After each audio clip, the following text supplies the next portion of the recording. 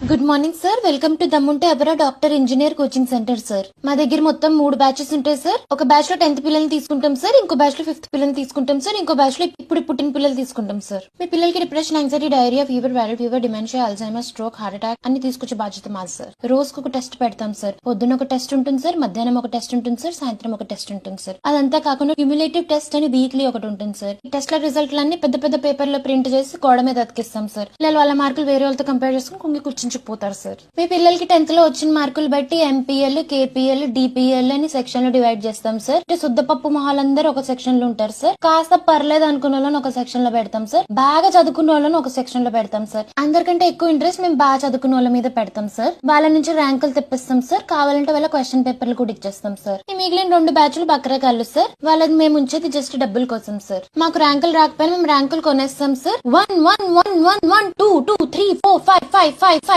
10 10 10 10 10 అని యాడ్లు ఇస్తాం సార్. సాటర్డేలు, సండేలు లాంటి కాన్సెప్ట్లు మా దగ్గర ఉండవు సార్. మేము కట్టే బిల్డింగ్లలో ఎక్కడి నుంచి కూడా కాలు రాదు సార్. అందుకే కాక్రోచ్లు చచ్చిపోతుంటాయి సార్. ఆ కాక్రోచ్లు తీసుకుని మా బైపీసీ స్టూడెంట్స్ ప్రాక్టికల్ చేసుకుంటారు సార్. మెయిన్ ఎగ్జామ్ కంటే ఎక్కువ డిఫికల్ట్ గా మా పేపర్లన్నీ పెడుతుంటాం సార్. మా కాలేజ్ పొద్దున 5ంటికి స్టార్ట్ అవుతుంది సార్. మధ్యలో చాలా పెద్ద బ్రేక్ ఇస్తాం సార్, 10 minutes ది. మళ్ళీ రాత్రి 10ంటికి వదులుతాం సార్. కాలేజ్ పేరు మీద సిటీ నిండా గల్లీ గల్లీకి ఒక జైలు లాంటి బిల్డింగ్ కట్టేసాం సార్. మేము మా దగ్గర చదువుకున్న పిల్లలకి చాలా మందికి ఇచ్చి ఎందుకు బతుకున్నాం రా బాబు అనిపిస్తుంటుంది సార్. అందుకే కొన్నిసార్లు బిల్డింగ్ల మీద నుంచి దూకేస్తుంటారు, కానీ మేము కింద నుంచి పట్టేసుకొని మళ్ళీ క్లాస్ లో వేసేస్తాం సార్. మా స్టూడెంట్స్ కి సినిమాలు, పాటలు, షికారు, నిద్ర, తిండి, ఫన్ అంటే ఏంటో తెలియకుండా చేస్తాం. గుడికెళ్ళిన జపం పేరు మీద మా పిల్లలు పీరియాడిక్ టేబుల్ జపిస్తారు సార్. ఉన్న వెయిట్ కన్నా మినిమం 20 కిలోలు పెరిగేటట్టు చూస్తాం సార్. ఫిజికల్ యాక్టివిటీ 0 ఉంటుంది సార్. మెంటల్ యాక్టివిటీ పేరు మీద ఓన్లీ యాంగ్జైటీ నడుస్తూ ఉంటుంది సార్. మీరు మీ ఆస్తులు తాకట్టు పెట్టుకుంటే కానీ మా ఫీజులు కట్టలేరండి.